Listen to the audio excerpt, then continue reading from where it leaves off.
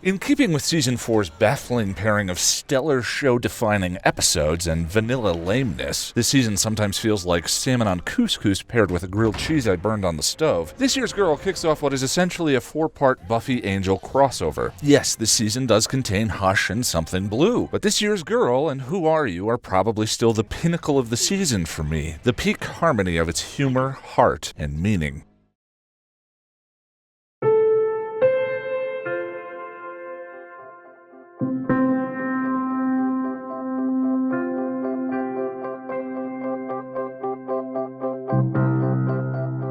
After a surprisingly long and protracted previously on, out of necessity of course, the episode opens on a familiar scene in Buffy's bedroom as she and Faith make the bed together. Their short exchange over the bed is actually laden with some things to talk about. That's just with little sis coming. I know. Though I can't say anything yet due to spoilers, but just bear in mind that Buffyverse dream sequences are heavy on foreshadowing. Faith and Buffy's moment of domestic tranquility is interrupted by a drop of blood on the sheets, revealed to be Faith's perpetual gut wound that Buffy inflicted. And we discover that Faith is alive but not well, lost inside her own festering nightmares. The Scoobies are brainstorming responses to Adam. Riley seems on the mend enough to leave the initiative compound. Forrest attempts to intervene. Don't even tell me you're headed toward a girlfriend of yours. You wouldn't understand. How about you explain it to me then? You have friends here, fellas? Absolutely. You know, now that we've made the Forrest Subtext Bugle official, I'm actually finding it kind of difficult to turn it off inside my own head whenever he's talking. Faith is still busily at work cooking up some potent night terrors. She and the mayor are relaxing over a picnic. The gardener snake approaches and the mayor utters some words that might be Faith's unconscious trying to share some truths with her. I don't know where you belong, but it's not here with us.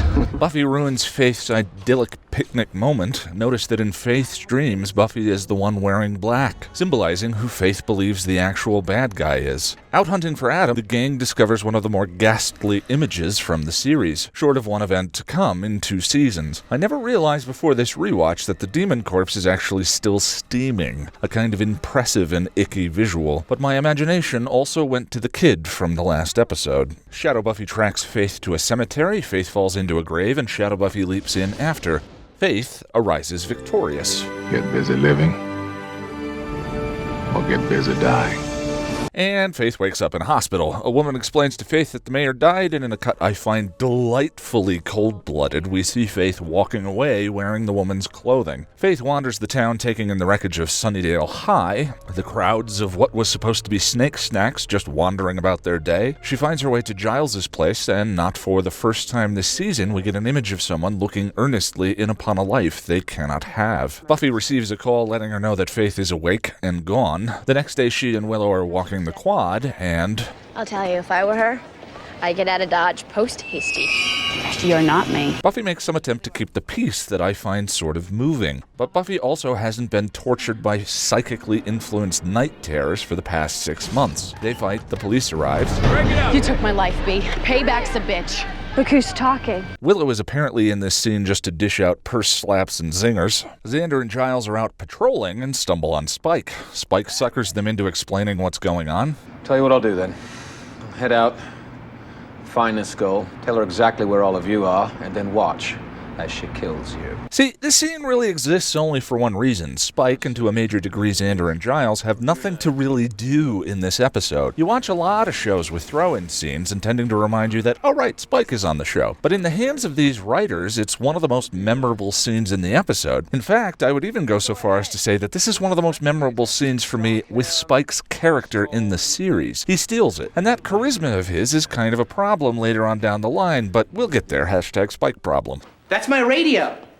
And you're what? Shocked and disappointed? I'm evil. Some Watcher nerds show up in town to track down Faith. Faith is surprised in an alleyway by a demon that she impulse kills. The demon has a package which contains a videotape and something interesting. It's hard to put this scene into words, but... Now, Faith, as I record this message, you're,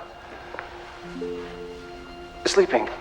And the doctors tell me that you might never wake up. He made her a tape. He had 1 day from her coma to the ascension, and he considered the possibility of his own failure and didn't want to leave his faith to awaken alone and by herself. I loved their mirror-mirror relationship in Season 3, and the taste of it in Season 4 is a little bittersweet. See, the hard pill to swallow here is that once I'm gone,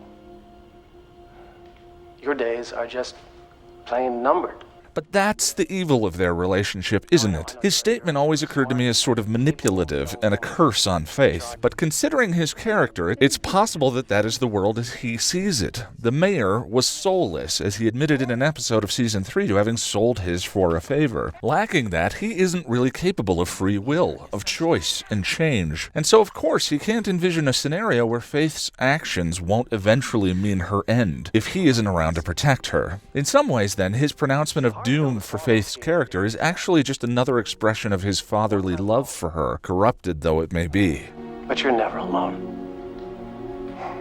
You'll always have me. Faith is now armed with some kind of suicide vest, and she chooses Joyce as her target. And for the 10th time this episode, we get an absolutely wonderful scene, with Faith trying to intimidate her, somehow from her position of vulnerability on the bed. Christine Sutherland still imbues Joyce with inspiring power and strength. But in their duel of words, Faith finds the way to stab at her. Buffy Summers, Buffy Summers, Buffy. A lot of letters. She hasn't been by in a while, huh? Hi, Mom. Hi, honey. That's one of my favorite stand-up and cheer moments from the show, and I love the way Joyce reacts as though she never for a second doubted Buffy. Faith and Buffy fight, Faith puts on the mayor's trinket, Faith appears to be losing the fight, taking several shots from Buffy. Considering, though, that she's body-swapping the two of them, it's pretty likely that Faith was softening herself up, so that once Buffy was in her body, she could just one-punch herself. A great little detail. As always, it's tough to provide thoughtful analysis of a single entry in a multi-part story, especially the first one, but it's kind of wonderful how Faith's insertion in the season fits well with all of the other themes that Season 4 has been toying around with. Family, identity, belonging. Not totally surprising, given she's Buffy's former shadow self. The mayor's proclamation that Faith doesn't have much time left without him was a soft echo of Professor Walsh's statement that Buffy's main problem was the absence of a male role model. Riley is trying to figure out who he is without the initiative. Faith now needs to discover herself without the mayor. And in Riley's conversation with Buffy, listen for what should be a trigger word for you after having watched this channel for nearly 4 years. It's what I do, isn't it? Follow orders? You don't have to. It's a choice.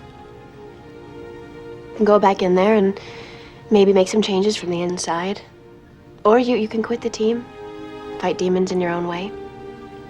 Make it sound so simple. As much as I enjoy this reinforcement of the show's philosophy, the exchange also highlights the problems with the season arc that I brought up in the previous video, in that it is disassociated from a character we care about. Buffy has already been through this problem. I don't want to watch Wonder Bread with an in-sync haircut figure it out again. I don't even know what my way is.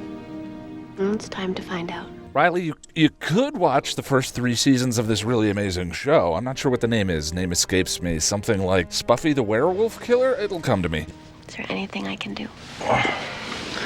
Give me an order. Yeesh, there's that creepy Riley needing a new mommy figure and making it his girlfriend vibe again. Riley, make me proud.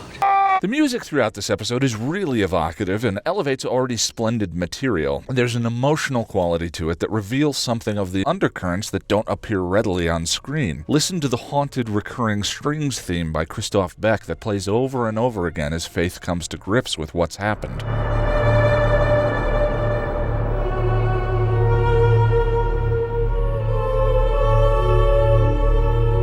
It's almost as though Faith is the ghost waking up. In Faith, Hope, and Trick, Buffy complained to Joyce that Faith was single white femaling her, in that Faith was helping herself to My friends, my watcher, my mom.